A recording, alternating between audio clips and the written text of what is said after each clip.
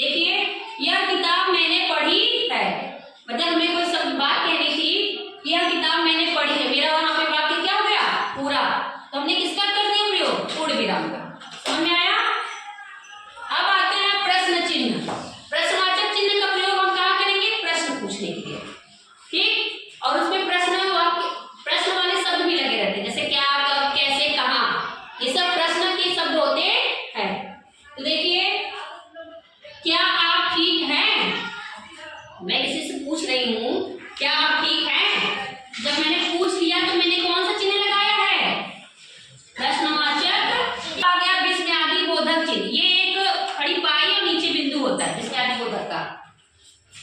ये खुशी, दुख, आश्चर्य या अन्य भावों को व्यक्त करने के लिए किया जाता है। आप बहुत ज्यादा खुश होंगे, बहुत ज्यादा दुखी होंगे, या किसी बात का आपको आश्चर्य होगा तो फिर अरे ये कैसे हो गया, वाह तुम कितना अच्छा लिखते हो, तो आपके अंदर भावना उत्पन्न रही है आश्चर्य का, दुख का। हे राम, दुख हुआ ना।